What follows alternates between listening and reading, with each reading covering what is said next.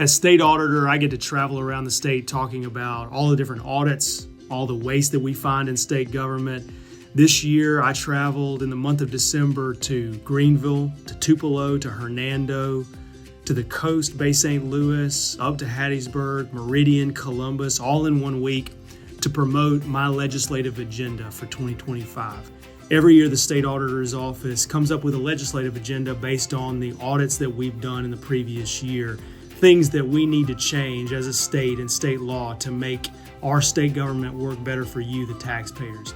This year, we pushed on 3 big initiatives. Number 1, we need as a state to cancel all funding for DEI, diversity, equity, and inclusion at our universities.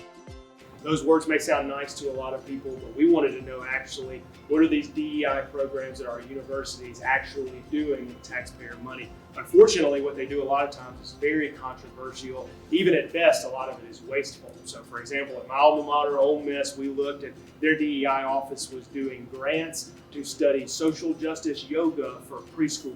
This is just kind of a silly use of taxpayer money that doesn't need to happen. Number 2, we need to cut the fat out of our K-12 school system and get money going to teachers and the classroom. We are pushing money outside the classroom into administrative costs, and yet we have some of the lowest paid teachers in the entire country. We have the highest paid state superintendent of education in the entire country, but we've got teachers having to go out of their own pocket to buy their classroom supplies.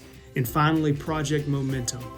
We need to enact all the changes that my office recommended in our big cost-cutting project called Project Momentum.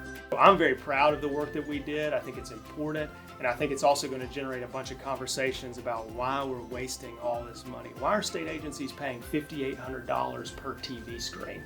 That's something I had never read about before we released the audit. That's the kind of stuff that people need to be digging into and pushing the legislature and saying, hey, let's cut the fat out of state government. Let's get rid of some of this stuff so that we can get money going to teacher salaries, to cops on the street, roads and bridges, the stuff that actually makes our lives better. And it's time for lawmakers and policymakers to put a stop to that and to cut the fat for taxpayers. Thank you for letting me serve you and travel around the state. This is State Auditor Shad White.